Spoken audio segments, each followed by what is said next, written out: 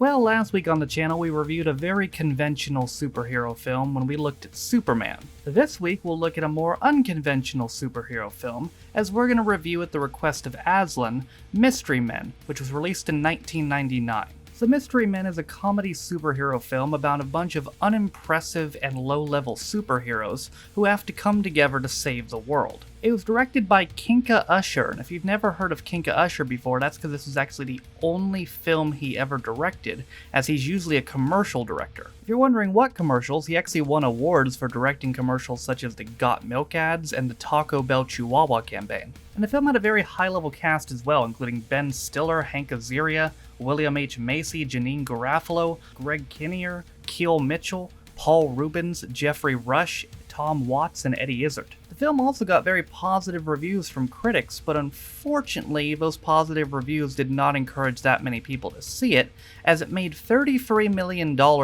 against a $68 million budget, making it a massive box office bomb. And there's part of this movie you may have actually seen without even knowing that you saw it. If you've ever seen the music video to All Star by Smash Mouth, that scene at the beginning with Ben Stiller casting superheroes is from this movie, and the song was featured heavily in this film 2 years before it was used in Shrek. So considering the box office intake, if this is a good film, then it's obviously massively underrated. But just how underrated? Well, let's find out right now when we review Mystery Men, released in 1999. So our film begins at an old folks' home in Champion City, which gets ambushed and robbed by a group called the Red Eyes. But don't worry, 3 superheroes, the Shoveler, the Blue Raja, and Mr. Furious are here to save the day, and then they promptly get their asses kicked. But never fear, Champion City's top superhero, Captain Amazing, is here, and he beats everybody up.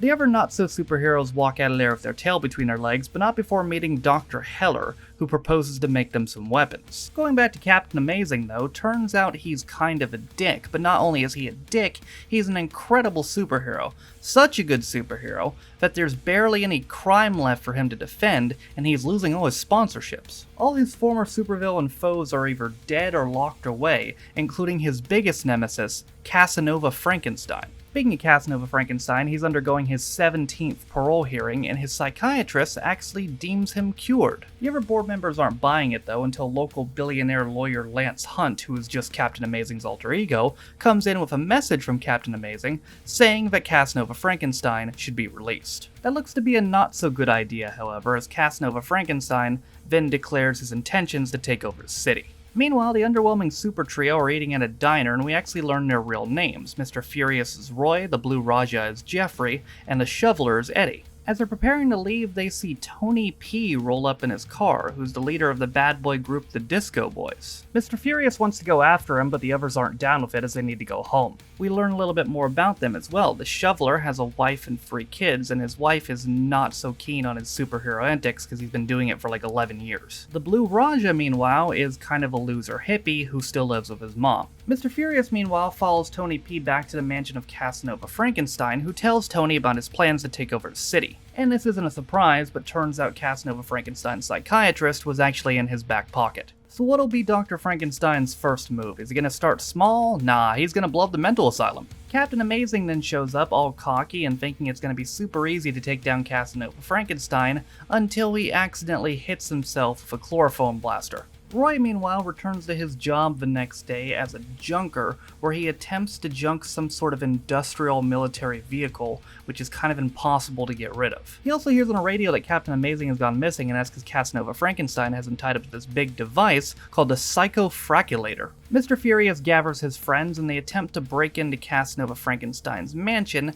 and they don't get very far as the Disco Boys just beat the shit out of them. They realize that they're going to take down Casanova Frankenstein, they need more heroes. They start by recruiting Invisible Boy, who can only turn invisible when no one else is looking. Then at the diner, they recruit the Spleen, who can make other people faint for the power of his farts. They decide they need at least one more person, and they host open tryouts in Eddie's backyard by throwing a barbecue. They get a lot of crap entries, and I mean all crap entries, until after it's over, one more person shows up. A woman named Carol with an incredible bowling ball. Carol calls herself the Bowler, and she's actually the daughter of Carmine the Bowler, a former superhero who was mysteriously killed. Even though he's dead, his mind isn't exactly gone, because his skull is encased within the bowling ball, which is what gives it magical powers, and also he can talk to her. The now group of 6 roll up on Casanova Frankenstein's limo, and after giving him a good talking to, they actually destroy the shit out of his limo. The shoveler uses his power of having a shovel, the Blue Raja uses his power of throwing forks,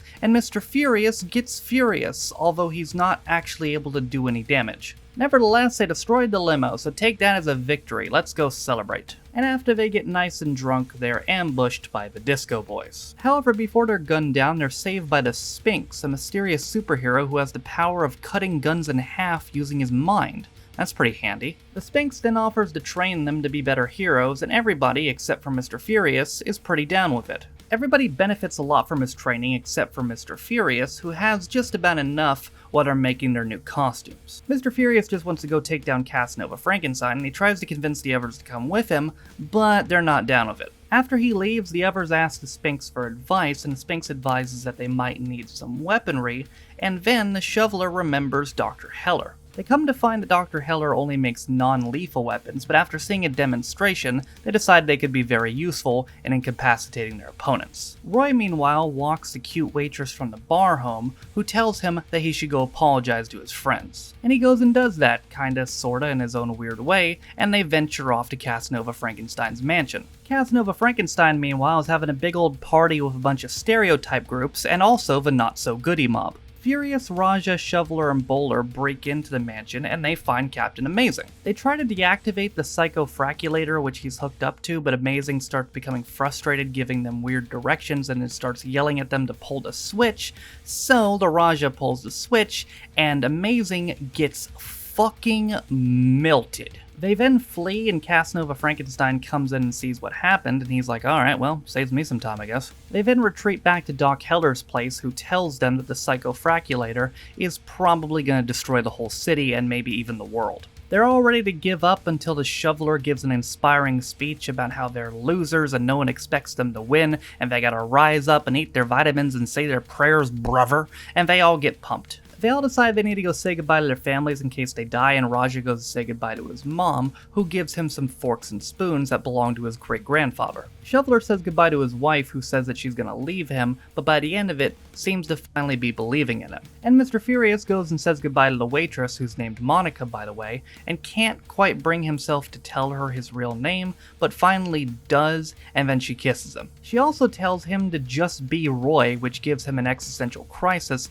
into thinking that he doesn't actually have any powers. Despite that, they suit up in their new costumes, and they got a brand new ride in that armored military vehicle from the junkyard. And using said vehicle, they ram right through the front door of Casanova Frankenstein's mansion, and also use the magnet on the vehicle to take everybody's guns. Casanova Frankenstein leads everybody into the disco room, which is armed at the door with a giant laser melting device. Invisible Boy decides it's his time, and as everyone looks away, sure enough, he turns invisible and deactivates the lasers. And then they just start running through people. They hit this Catgirl group with a shrink ray that doesn't shrink them, but it does shrink their clothes very uncomfortably. Next, they take down the not-so-goody mob, which they hit with a blame thrower, which causes them to fight each other. The Shoveler then takes down the Disco Boys, while the Spleen uses his farts to take down some mob members. The Bowler then confronts Tony P, who takes responsibility for killing her father. And she's not going to kill him, but her dad will, as the bowling ball strikes Tony P right through the wall.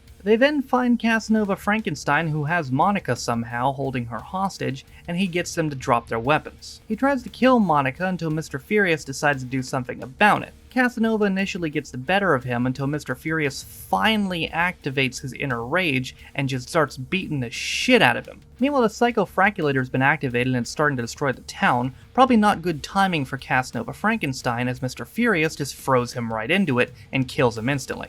After Mr. Furious gets Monica to safety, the Bowler puts her dad into the device and he proceeds to destroy it. And as the mansion collapses, they all make it out okay, even the bowling ball. As they leave, they're swarmed by the news and they dedicate their victory to underappreciated and underutilized members of society. They then argue over what their name's gonna be and can't seem to decide, but the news lady decides for them as she calls them the Mystery Men.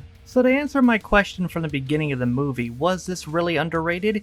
Yeah, I think so. I think this is pretty damn underrated. The acting in this film was great, not surprised because of the cast, and I gotta give a special shout out especially to Jeffrey Rush and Eddie Izzard. I thought they really stood out the most. It was fun to see a Janine Garofalo movie as well, because I have heard of her before, like I know who she is, but I don't think I had ever actually seen one of her films, and she was very good in this as well. It's always fun watching a Ben Stiller film as well. It reminds me of the days where Ben Stiller actually made films, which was a better time in my opinion. And this being a Ben Stiller film makes it, in my opinion, even more surprising how hard this flopped, considering how well established he already was at this point. I mean, at this point he had already made Walter Mitty, Zoolander, Cable Guy, and There's Something About Mary, so I'm not really sure what happened here.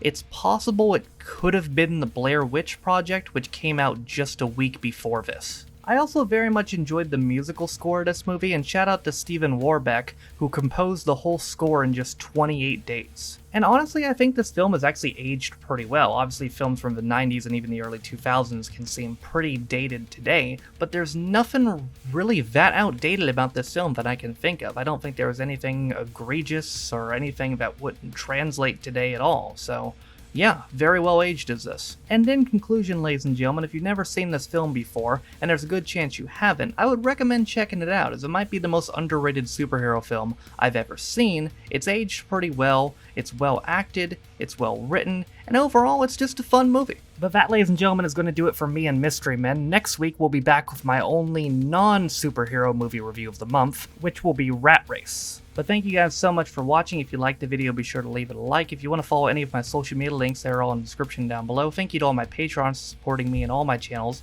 I appreciate you guys. With all that being said though, my name is Noah Taft. This has been my review of Mystery Men, released in 1999. I'll see you guys next time. Bye.